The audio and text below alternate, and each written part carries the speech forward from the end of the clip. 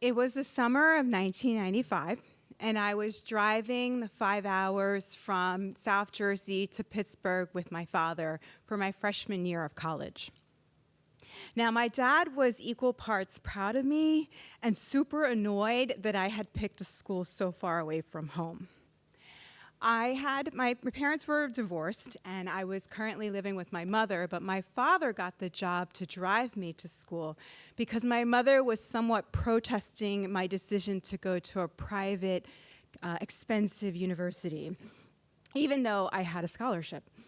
So if there was anything that my practical Puerto Rican parents had in common at this point, is that they both agreed that I was making a really big mistake by going out of state. Now, when I arrived, I had really big expectations. After all, I was this latchkey kid that grew up on watching A Different World on TV. And so I had bought this black, traditional classic trunk to store all of my things. And I had these visions of taking him around on this college campus tour. But my dad was ready to leave and drive back to New Jersey immediately. In his accented voice, he was saying to me, Amy, why do you have so much stuff for such a small room? And why does this black box not have wheels? And so the thing that most annoyed him, though, was that my roommate's father assumed that my dad was the building's maintenance man. Now, in reality, in New Jersey, he actually was a maintenance man at some point. But he didn't know that, so he was a little bit offended. So about an hour after we arrived, I was waving goodbye to my dad, and I realized that I probably wasn't going to see him on campus again until I graduated. Now, in all fairness to my father, he really needed to be back home because he was managing his health better there. He had suffered for many years with kidney failure and heart failure. And I kind of got used to it very early on that he would only have the strength to attend the really big moments in my life. When I was 12 years old, my mom got into a really bad car accident, and he temporarily moved back into our house and set up a bed and a dialysis machine in the living room.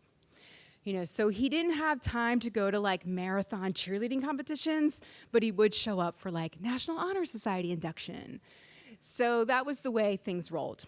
Now, fast forward, I'm at the end of my sophomore year, and it's the summer, and I decide to stay on campus. And I get this call at work telling me that I have to come home immediately. He had 3 days to live. And so I take the Greyhound overnight, and I arrive at the hospital, and I see his dark hair now thin and gray, and his gown is several sizes too big for him. And I visit him every day for hours, and eventually at the end of the week, he actually was doing much better. But they still had to amputate his legs below the knee and part of his middle finger. But he was alive, right?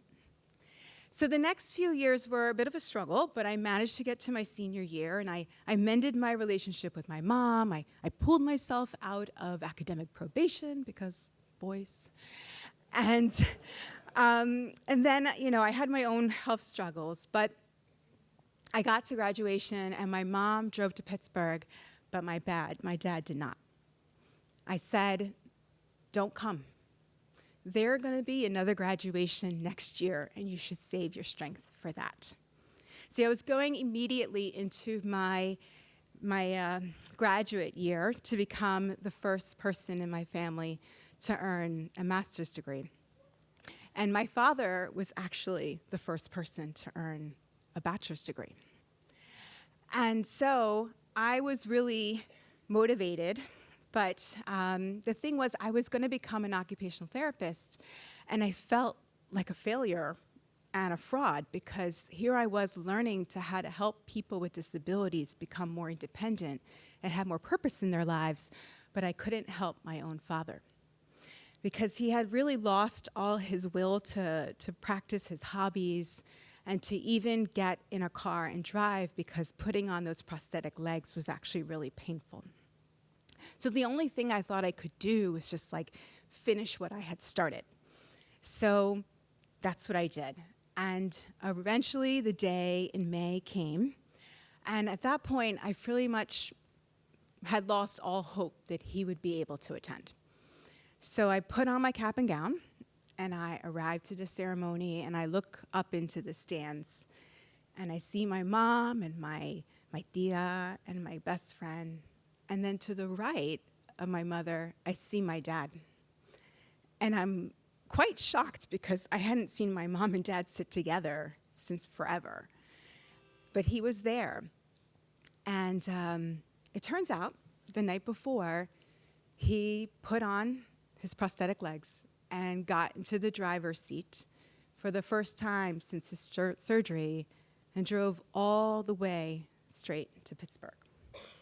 So it turns out the only thing he needed was the drive to see his little girl achieve her big dreams. He went on to live 11 more years that were active, quite beloved by his family and community. And this week actually marks 12 years since his passing. But what I learned is that every year I celebrate his birthday doing something that he loved. But I remember mostly that to live a good life, you just need to rise above those obstacles and cultivate that spirit that you can move forward. So, thank you.